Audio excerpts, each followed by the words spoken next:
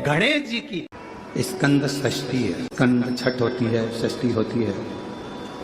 ये भादो के पावन महीने में पूरे वर्ष में केवल एक दिन स्कंद षष्ठी आती कि स्कंद भगवान के अगर केवल स्कंद पुराण को भी कोई जीव श्रवण कर लेता है तो मृत्यु, जीते जी भी उसके लिए मार्ग प्रशस्त होकर एक बार वो भगवान का दर्शन भले वो किसी रूप में करे, पर मरने से पहले उसको ऐसा महसूस होता है कि मैं वैकुंठ का दर्शन कर कर आया हूं। ये उसको भान होता है स्कंद पुराण को मात्र श्रवण कर लेने से। मात्र श्रवण। स्कंद भगवान का पूजन करा, भगवान शंकर का शिवलिंग बनाया, शंकर भगवान के गणेश जी को और स्कंद देव को बिठाकर पूजन किया। इतना पूजन करा विश्वामित्र और सत्याव्रत ने, इतना पूजन करा, भगवान विष्णु ने कहा नया रास्ता बना दिया जाए। विश्वामित्र जी ने धर्म से स्कंद देव से कहकर एक मार्ग का निश्चय किया। उस मार्ग पर राजा सत्याव्रत चलकर जाने लगे। जब थोड़ी दूर पर राजा सत्याव्रत पहुंचते से उसी समय पर इंद्र को जलन होने लगी कि जीते जी तो कोई आ ही नहीं सकता, तो मरा हुआ ये जीते जी कैसे आ गया। इतने में इंद्रदेव ने उसी समय राजा सत्याव्रत को ऊपर से नीचे धक्का मार दिया। धक्का दिया, राजा सत्याव्रत नीचे आ गया। वैकुंठ के मार्ग से धक्का देकर राजा सत्याव्रत को नीचे फेंक दिया। राजा सत्याव्रत ने विश्वामित्र जी से कहा मेरा तप, मेरी साधना और स्कंद देव ने मुझे मार्ग दिया, इसके बाद भी इसने नीचे क्यों फेंका मैं नहीं जानता, पर तू चिंता मत कर। विश्वामित्र जी ने कहा फिर स्कंद देव की पूजन कर। महाराज, एक बेलपत्री एक तुलसी, एक बेलपत्री एक तुलसी, एक बेलपत्री एक तुलसी स्कंद देव को चढ़ाया गया। और जब बेलपत्र और तुलसा चढ़ाया गया, स्कंद देव प्रसन्न हो गए महाराज। और प्रसन्न होकर कहा, भगवान नारायण को याद किया। भगवान विष्णु ने कहा मांगिए क्या चाहिए। स्कंद देव ने कहा एक काम करो, वैकुंठ तो दुनिया जाती है, इनके लिए अलग वैकुंठ का निर्माण करा जाए, अलग से वैकुंठ बनाया जाए। वैकुंठ लोक और मृत्यु लोक के बीच में एक वैकुंठ बना दिया गया और उस वैकुंठ पर मार्ग प्रशस्त करा सत्याव्रत के लिए।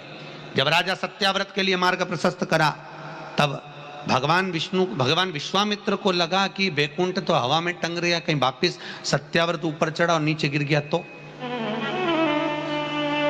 करा क्या जाए। तब भगवान विश्वामित्र जी ने उसी समय पर एक बड़ा सा खंबा ले जाकर उस वैकुंठ में लगाया। खंबे को लगाया, सत्याव्रत ऊपर गया।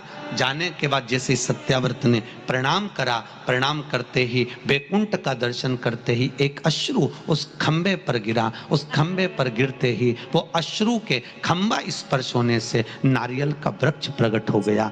भगवान उसी समय माता पार्वती ने कहा स्कंद देव, भले लोग गणेश जी का पूजन करे, प्रथम गिनती में गिने, पर तू हर कलश के ऊपर तू ही विराजमान मिलेगा। और स्कंद देव उस नारियल के रूप में विराजमान हो गए महाराज। उसके लिए वैकुंठ का रास्ता दूसरा बना दिया जाएगा और वो जीते जी वैकुंठ जीते जी। आज स्कंद षष्ठी है, तो आज के ही दिन, स्कंद षष्ठी के ही दिन एक बेलपत्र, एक दुर्वा, एक श्वेत पुष्प, सफेद फूल, स्कंद भगवान का जो स्थान है, स्कंद भगवान का जो स्थान है, उस स्थान पर एक बेलपत्र, एक दुर्वा, एक श्वेत पुष्प चढ़ाकर जल की धार को स्कंद बाबा पे समर्पित करते हुए शिवलिंग पर अगर समर्पित किया जाता है तो कितना भी, चाहे परिवार में विवाद चल रहा हो, चाहे परिवार में विवाद चल रहा हो, चाहे रिश्तेदारों में विवाद चल रहा हो, चाहे आपस में विवाद चल रहा हो, स्कंद षष्ठी के दिन अगर जल स्कंद भगवान का नाम लेकर समर्पित किया जाता है आज के दिन, तो परिवार में वापिस प्रेम बढ़ जाता है और परिवार टूटने से बच जाता है। इतना नियम स्कंद षष्ठी का, इतना क्रम शिव महापुराण के अंतर्गत। आप सभी बड़े धनभागी हैं, बड़े किस्मत वाले हैं और बड़े भाग्यशाली हैं। शिव जी की बड़ी कृपा आप सभी पर है। दुर्वा जो उत्पन्न हुई है, इसमें इतना बल कहां से आ गया। शंकर भगवान बोले रहे, ओ इंद्र, तुम्हारे अमृत से भी बड़ी प्रबल है ये दुर्वा। जिस समय पर अमृत का कलश निकला, उस अमृत के कलश को देवता लेकर जा रहे थे।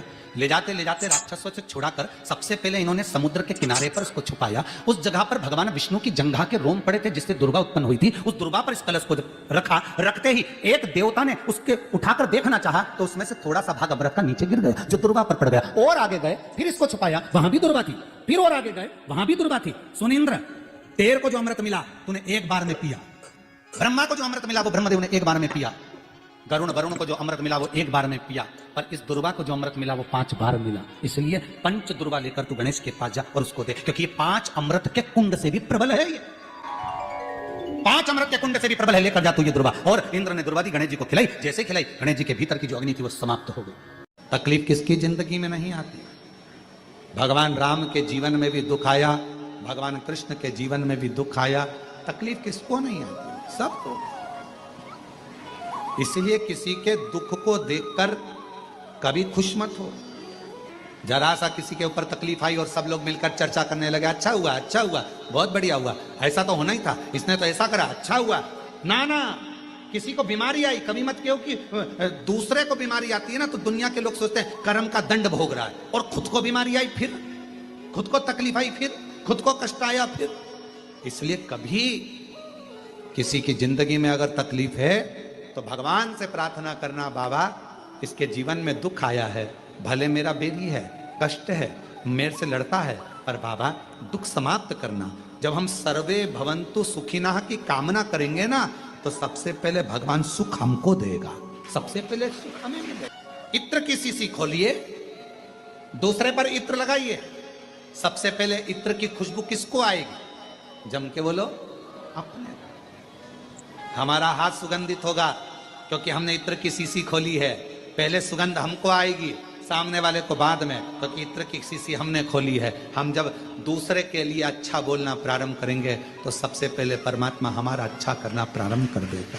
अच्छा महाराज का महापुराण वर्णन करती है, किसी भी छठ के दिन, चाहे अंधेरी की छठ हो चाहे उजाले की छठ हो, अगर कडानंद कार्तिकेय जी महाराज का नाम लेकर 6 बेलपत्र पर 6 दुर्वा, 6 पुष्प, 6 अक्षत के दाने रखकर कडानंद कार्तिकेय बाबा की स्मरण कर शिवलिंग की जो जलाधारी है, जलाधारी पर जहाँ अशोक सुंदरी का स्थान है उसी के पास में कार्तिकेय जी का स्थान है। किसी भी छठ पर यदि आप बाबा को वो बेलपत्र, वो दुर्वा, वो पुष्प, वो अक्षत का दाना स्कंद भगवान का नाम ले, कार्तिकेय बाबा का नाम लेकर यदि समर्पित करते हैं, जिंदगी में कितना भी कर्जा हो, कर्जा 3 महीने के अंदर समाप्त होता ही। साथ में आपका परिश्रम, साथ में आपकी मेहनत और आपकी दृढ़ता। लोग सोचते हैं कि हमने शंकर जी को बेलपत्र समर्पित कर दी, कर्जा चूकेगा, पर साथ में मेहनत भी करना। अगर आपके घर में छोटा सा शिवलिंग विराजमान है या आपके घर में कुबेरेश्वर धाम का कंकर है और आपके घर में यदि शंकर भगवान का शिवलिंग है या सीहोर का रुद्राक्ष हो या शंकर भगवान का शिवलिंग हो या कंकर शंकर हो, तो निवेदन है जहां पर भी शिवलिंग आपके घर में विराजमान है, अगर छोटी सी कटोरी में एक बेलपत्र को आप नीचे रखिए, छोटी सी कटोरी उस बेलपत्र के ऊपर रखकर उसमें थोड़ा सा मधु, शहद शंकर भगवान की साक्षी में शिव जी के सामने अगर शुक्रवार की शुक्रवार रखना प्रारंभ कर दो, धीरे धीरे संपदा की वृद्धि अपने आप होना प्रारंभ होगा। मधु। इसलिए आज भी नियम है, जिसके घर में संपदा की कमी होती है, जिसके घर में कर्जा बढ़ जाता है, लक्ष्मी नहीं आती, बहुत टेंशन की जिंदगी जीता है मनुष्य, व्यापार चल नहीं रहा, बहुत तकलीफ का जीवन चल रहा होता है, तो आज भी नियम है महाराज कि सोमवार, शुक्रवार, ये 2 बार ऐसे हैं, इन 2 बार को यदि कटोरी में थोड़ा सा शहद रखकर, मधु रखकर यदि लक्ष्मी जी का स्मरण किया जाए और माता लक्ष्मी जी का स्मरण कर एक लाल पुष्प उस कटोरी के सम्मुख में माता लक्ष्मी का नाम लेकर रखा जाए और बाद में वही शहद, वही मधु और वही पुष्प शुक्रवार के दिन पूजन करें, शनिवार के दिन उस मधु का, उस पुष्प का विसर्जन करें, सोमवार के दिन पूजन करें लक्ष्मी जी का स्मरण कर कर और मंगलवार के दिन अगर विसर्जन करें, 5 या 7 सोमवार या शुक्रवार को यदि आप मधु का भोग लक्ष्मी जी को लगाना प्रारंभ कर दें, शिव का नाम स्मरण कर कर, तो उसके घर में कभी संपदा की कमी नहीं होती, लक्ष्मी उस संपदा को। तो यदि नारायण भगवान को भी प्रसन्न करना है तो मुख से क्या कहना पड़ेगा? नमस्तुभ्यम कहते हैं तो आपको लगता होगा कि शंकर भगवान खुश होते हैं, पर शिव महापुराण की कथा कहती है श्री शिवाय नमस्तुभ्यम जब हम बोलते हैं ओम नमः शिवाय जब हम बोलते हैं, नमः शिवाय जब हम बोलते हैं, शंकर जी को एक लोटा जल जब हम चढ़ाते हैं, तो शिव जी से ज्यादा प्रसन्न भगवान नारायण हो जाते हैं, भगवान विष्णु को। तो यदि नारायण भगवान को भी प्रसन्न करना है तो मुख से क्या कहना पड़ेगा? श्री शिवाय नमस्तुभ्यं। भस्म का श्रृंगार, भस्म का दर्शन और भस्म धारण करना, ये भगवान शंकर की अविरल भक्ति है। और मेरी जीजियों, मेरे जीजाओं, बेटियों, बेटाओं, मेरी माताओं, मेरे बुजुर्ग, मेरे माता पिता तुल्य जितने भी भाई बंधु बैठे हैं, आप सबसे निवेदन करूं, ज्यादा नहीं तो प्रयास करा करो अपने घर में काशी की या उज्जैनी की या जो भी बड़ा शिवालय हो, वहां की थोड़ी सी भस्म अपने घर में होना चाहिए। क्यों? कभी कभी हफ्ते भर, 15 दिन, 20 दिन, 25 दिन में वो भस्म यदि हमारे कंठ पर, मस्तिष्क पर या अपनी जो अच्छी जगह है, कोई फैक्ट्री है, कोई दुकान है, कोई व्यापार है, कोई व्यवसाय है, अन्य जगहों पर कोई कह देता है इसने टोना कर दिया, कोई ने कहे उसने टोटका कर दिया, कोई ने कहे इस पे कुछ ने कोई जादू कर दिया। ना ना ना, शंकर की भस्म अगर किसी घर में है, शिव के शिवलिंग पर चढ़ी हुई भस्म यदि आपके पास में है, तो दुनिया का ना तो कोई टोना हो सकता है, ना कोई टोटका हो सकता है, ना कोई हवा हो सकती है, ना कोई हानि हो सकती है। शिव भस्म में वो बल हो, शिव भस्म। शंकर के भस्म का दर्शन, भस्म का श्रृंगार का दर्शन, शिव की चढ़ी हुई भस्म का स्पर्श, या शिव महापुराण की कथा कहती है कोई अपने मस्तक पर यदि भस्म धारण कर कर जा रहा हो, शंकर की भस्म लगाकर जा रहा हो, उसके मात्र मुखाग्रविंद का दर्शन या उसके शरीर से हवा स्पर्श कर कर भी अगर हमारे शरीर को छू जाती है तो भी हमारा कल्याण निश्चित हो जाता है। भस्म का इतना प्रभाव शिव पर चढ़ी। ऋषि नारद ने भगवान शंकर को प्राप्त करने के बताए हैं। उसमें पहला सूत्र है त्रिपुंड धारण करना, और त्रिपुंड भगवान देवादिदेव महादेव को लगाकर, भगवान शंकर को समर्पित कर कर उस त्रिपुंड को अपने मस्तक पर धारण। सत्यम शिवम, जम के बोलो तीसरा, सुंदर। जब जीवन में सत्य अगर प्राप्त हो जाता है तो शिव अपने आप मिल जाता है, और अगर शिव मिल गया तो जीवन अपने आप सुंदर बन जाता है। उस जीवन को सुंदर बनाने के लिए हमको कहीं जाने की जरूरत नहीं पड़ती। जीवन की सुंदरता परमात्मा का भजन। मैंने तेरे ही भरोसे, ओ बाबा तेरे ही भरोसे, हवा बिच उड़ती जावांगी, बाबा डोर हटो छठी लटकी जावा।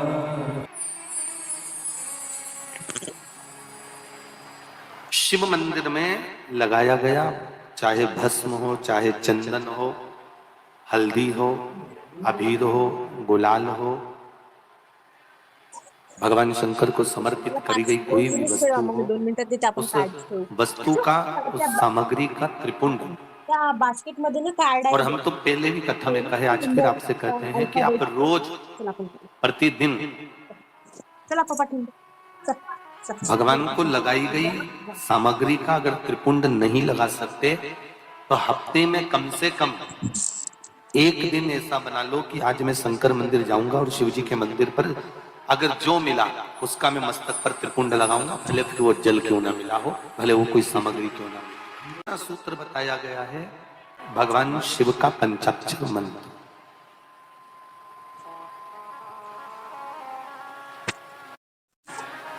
देवऋषि नारद कहते हैं ये दूसरा सूत्र है। इस दूसरे सूत्र में भगवान के पंचाक्षर मंत्र की मूलता कर नमः शिवाय, नमः शिवाय, ये पंचाक्षर मंत्र,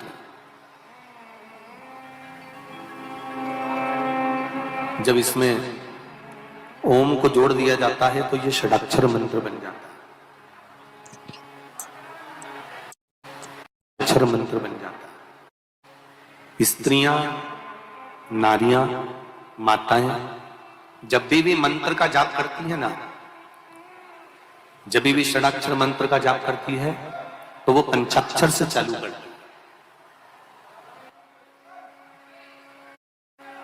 स्त्रियों को, नारियों को, माताओं को जब भी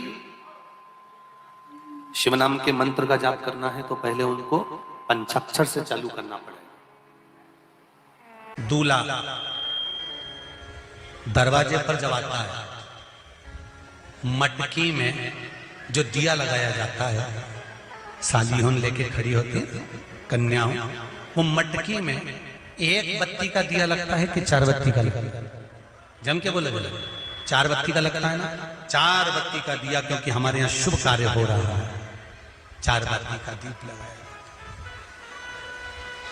तुम्हारे यहां प्रतिदिन घर में आरती करते होगे तो जो घी के डब्बे में भींगी भिंगाई बत्ती रखी रहनी, उसको निकाल के धर देते। बोलो सही है गलत है? निकाल के धरी, माचिस से लगाई, तन मन धन सब कुछ तेरा, और आरती कर पुरा के, घंटी बजा के, भोग लगा के, शक्कर रख के भगवान को प्रणाम करके चली जाते। अब तुम्हारे यहाँ सत्यनारायण भगवान की तुमने कथा करवाई तो जो घी की बत्ती लगी वो तो लगी, उसके अलावा एक दिए में कपूर अलग से लगाया। मतलब कितनी बाती हो गई? एक घी की हो गई, एक कपूर की आरती हो गई। जजमान लोग यहाँ आरती करते हैं, उसके बाद में कपूर फिर जला देते हैं। उसका कारण क्या? अधिकता में फल प्राप्त करना, अधिकता में फल देना।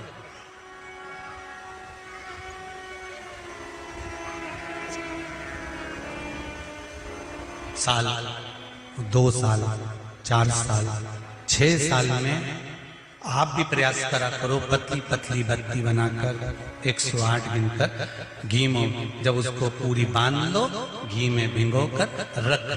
कोई घर में विशेष कार्य हुआ या कहीं तीर्थ गए, कहीं गंगा जी के घाट पर गए, सरयू, मंदाकिनी, नर्मदा, गोदावरी, छिपरा आदि आदि के घाट पर गए तो उस बत्ती को प्रकट कर कर जलाकर रख दिया। क्या होता है उससे? माता सती ने कौन सा पुण्य करा था? जो शंकर भगवान के कंधे पर शव पड़ा हुआ था और शंकर नाच रहे थे, वो सती का पुण्य था कि वो कभी एक सामग्री से शिव को प्रसन्न नहीं करती थी, बहुता में देकर शंकर को रिझाती थी। इसलिए शिव ने उसको अखंडता प्रदान की।